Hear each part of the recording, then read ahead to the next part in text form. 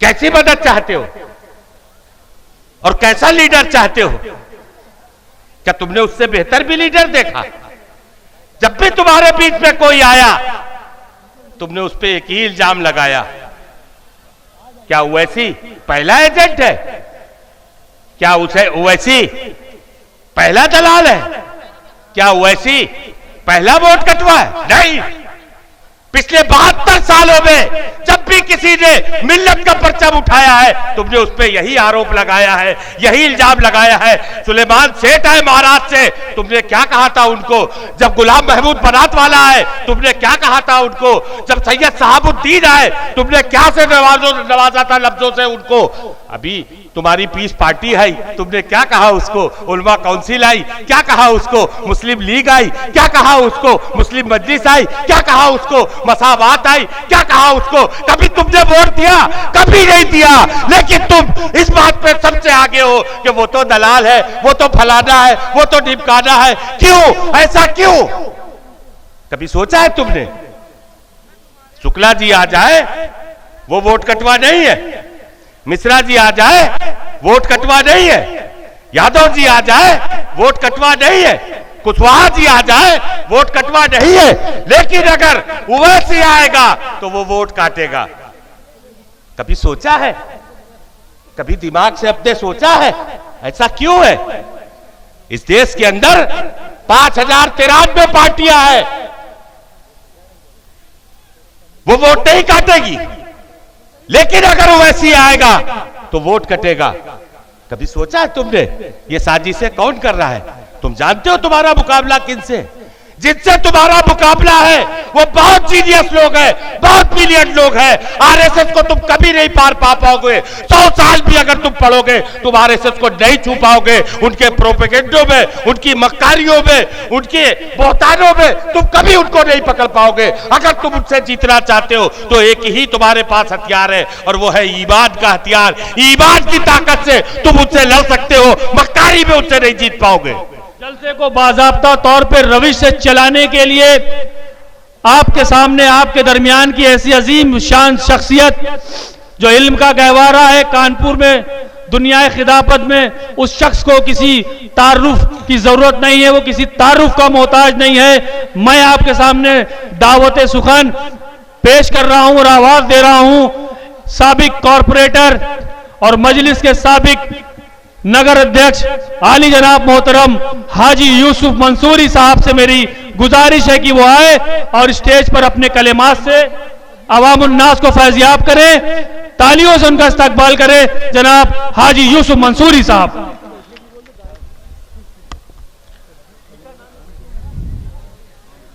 अस्सलाम वालेकुम मोअज़्ज़िज़ हाज़रीन, डाइस पर तशरीफ़ फरमा सभी मजलिसे इत्तेहादुल मुस्लिमीन के हमारे पदाधिकारीगण, जिलाध्यक्ष, और थोड़ा सा तुम लोग हट जाओ इधर से, जिलाध्यक्ष हमारे हाजी मोइनुद्दीन साहब, साबिक जिला अध्यक्ष नासिर खां साहब, नगर अध्यक्ष और इस महफिल को सजाने वाले दिलदार गाजी साहब, हमारे बबलू भाई, सभी मजलिसे इत्तेहादुल मुस्लिमीन के हमारे शेर, वो नौजवान साथी,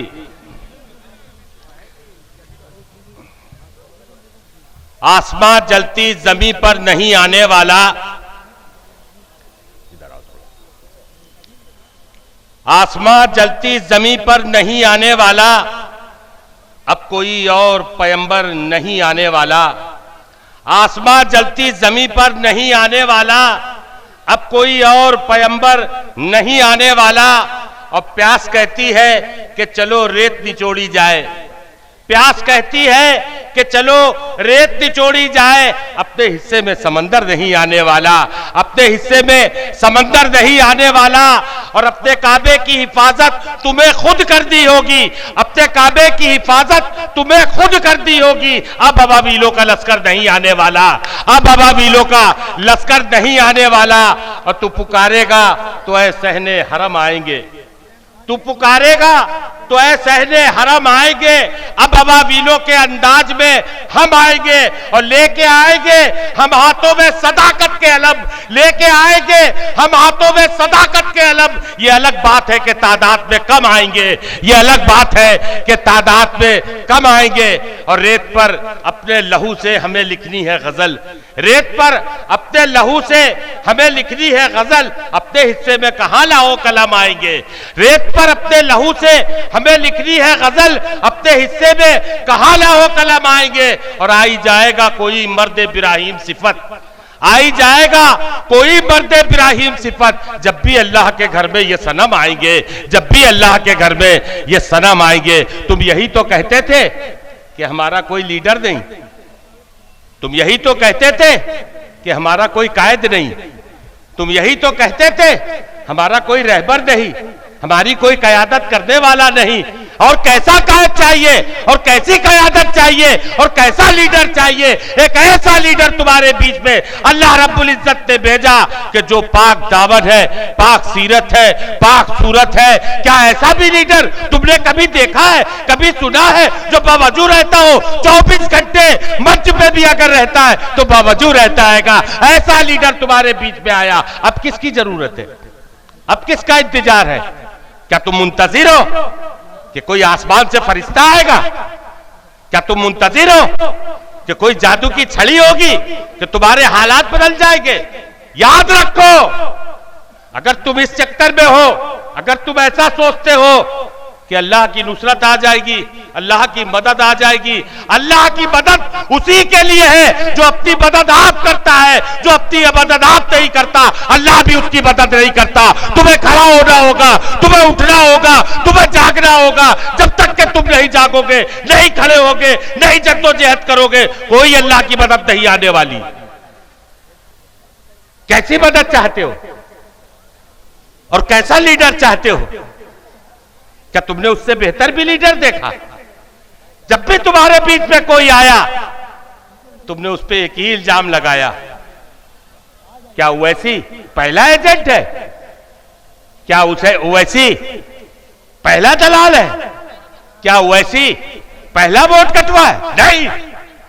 पिछले 72 सालों में जब भी किसी ने मिल्लत का परचम उठाया है तुमने उस पर यही आरोप लगाया है, यही इल्जाम लगाया है। सुलेमान सेठ आए महाराष्ट्र से, तुमने क्या कहा था उनको? जब गुलाम महमूद बनात वाला है तुमने क्या कहा था उनको? जब सैयद साहबुद्दीन आए तुमने क्या से नवाजा था लफ्जों से उनको? अभी तुम्हारी पीस पार्टी है, तुमने क्या कहा उसको? उलमा काउंसिल आई, क्या कहा उसको? मुस्लिम लीग आई, क्या कहा उसको? मुस्लिम मजलिस आई, क्या कहा उसको? मसावात आई, क्या कहा उसको? कभी तुमने वोट दिया? कभी नहीं दिया। लेकिन तुम इस बात पे सबसे आगे हो कि वो तो दलाल है, वो तो फलाना है, वो तो ढिमकाना है। क्यों? ऐसा क्यों? कभी सोचा है तुमने? शुक्ला जी आ जाए वो वोट कटवा नहीं है, मिश्रा जी आ जाए वोट कटवा नहीं है, यादव जी आ जाए वोट कटवा नहीं है, कुशवाहा जी आ जाए वोट कटवा नहीं है। लेकिन अगर ओवैसी आएगा तो वो वोट काटेगा। कभी सोचा है? कभी दिमाग से अपने सोचा है ऐसा क्यों है? इस देश के अंदर 5093 पार्टियां हैं, वो वोट नहीं काटेगी। लेकिन अगर ओवैसी आएगा तो वोट कटेगा। कभी सोचा है तुमने ये साजिशें कौन कर रहा है? तुम जानते हो तुम्हारा मुकाबला किनसे? जिनसे तुम्हारा मुकाबला है वो बहुत जीनियस लोग हैं, बहुत ब्रिलियंट लोग हैं। आरएसएस को तुम कभी नहीं पार पा पाओगे। 100 साल भी अगर तुम पढ़ोगे तुम आरएसएस को नहीं छू पाओगे। उनके प्रोपेगेंडो में, उनकी मक्कारियों में, उनके बोहतानों में तुम कभी उनको नहीं पकड़ पाओगे। अगर तुम उनसे जीतना चाहते हो तो एक ही तुम्हारे पास हथियार है और वो है ईमान का हथियार। ईमान की ताकत से तुम उनसे लड़ सकते हो, मक्कारी में उनसे नहीं जीत पाओगे। कभी तुमने सोचा है? अभी चुनाव आएगा, क्या कहा जाएगा हमसे? यार काला चोर जीत जाए, भाजपा नहीं जीतनी चाहिए। कहेंगे कि नहीं कहेंगे? अच्छा भी लगता है सुनने में, लगता है कि बात ठीक कह रहा है, भाजपा न जीतने पाए। लेकिन तुम जानते हो इस शब्द में तुम्हारा क्या नुकसान होता है? इस लफ्ज में तुम्हारा क्या नुकसान है? कभी तुमने सोचा है कि ये प्रोपेगेंडा भी तुमको ही तबाह करने के लिए है।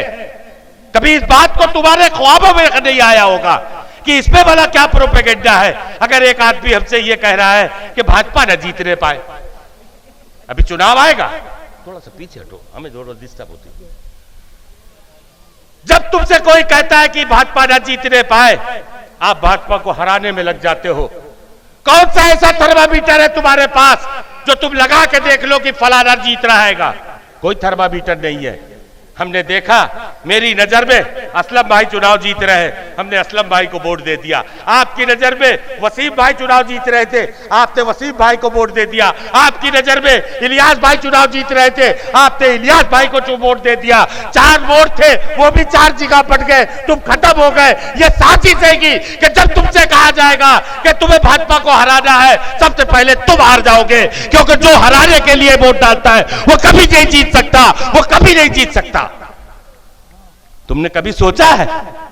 क्यों नहीं सोचते हो? ये क्या तुम इसी के लिए पैदा हुए हो? पहले कांग्रेस के दलाल हुआ करते थे मुस्लिम लीडर, अब भाजपा के दलाल होने लगे। 8,000 करोड़ रुपए का मालिक वो दलाल है, वो पैसे से बिक जाएगा।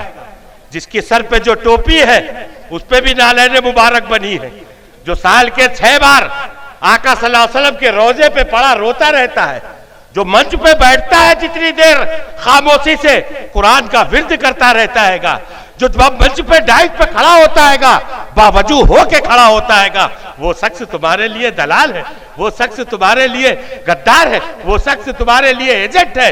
लानत है ऐसी सोच के ऊपर, लानत है ऐसी सोच के ऊपर। कब बदलोगे इस सोच को तुम? अभी आम आदमी पार्टी चुनाव लड़ने आ रही है 403 पे, किसी ने नहीं कहा वोट कटेगा।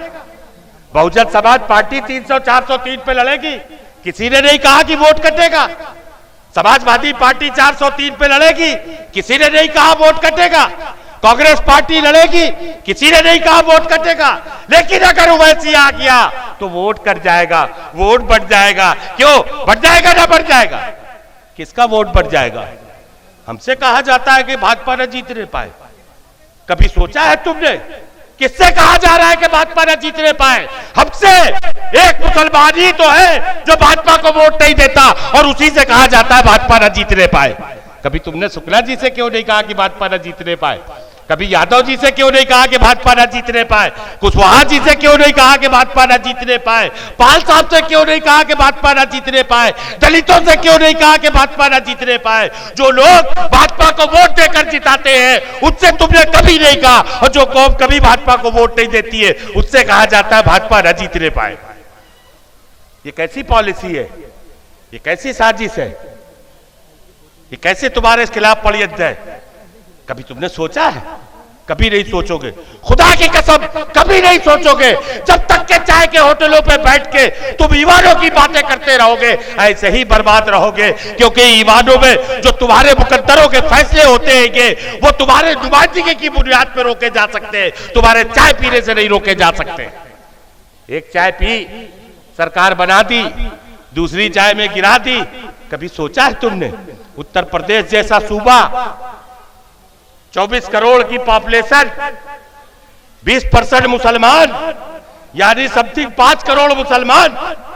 2014 में एक भी सांसद तुम्हारा नहीं जीता, तुम्हारी नुमाइंदगी खत्म कर दी गई। लेकिन तुम न जागना, तुम कभी न बेदार होना, तुम कभी न सोचना।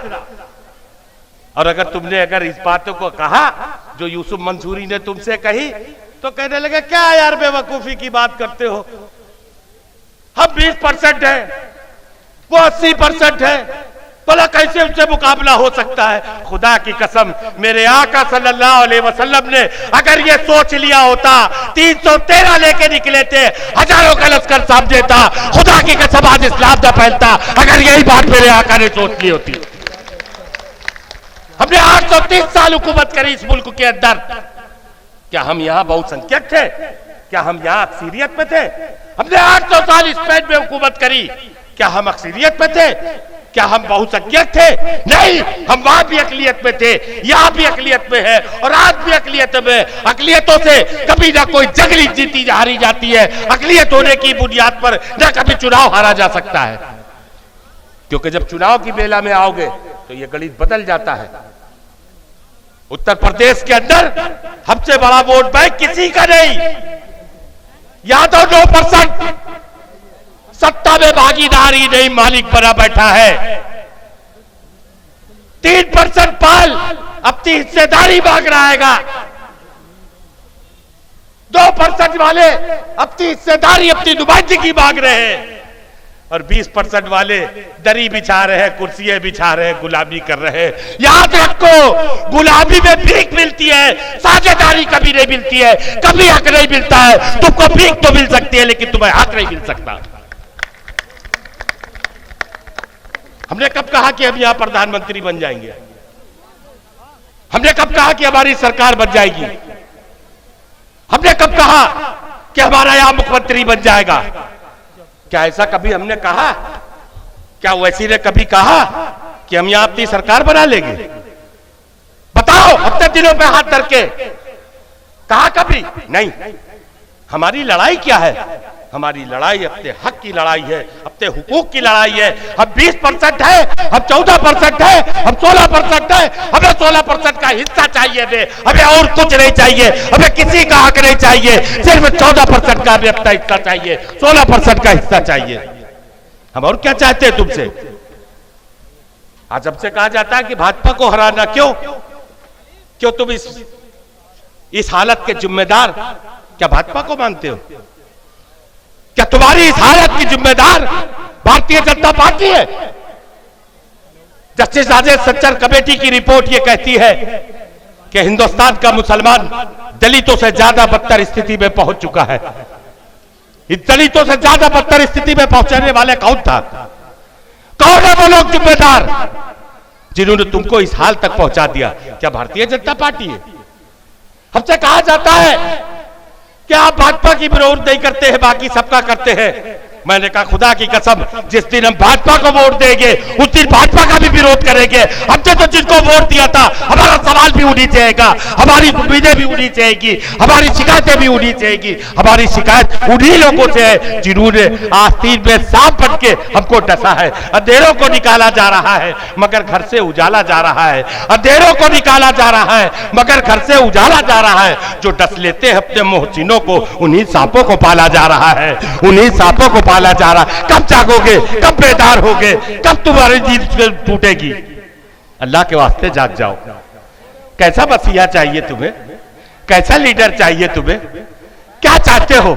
अभी तुमसे कहा जाएगा यार वोट बर्बाद न करो। उनसे कहना कि अल्लाह की कसम 1952 से लेकर आज तक हमने वोट आबादी तो किया था, और जब वोट आबाद किया तो इस हालत को पहुंच गए। एक बार बर्बाद करके भी देखते हैं, देखे कहां पहुंचते हैं।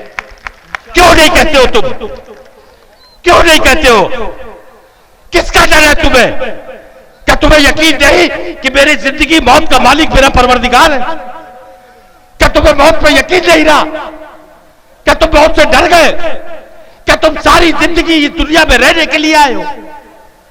अल्लाह के वास्ते जागो, बेदार हो जाओ।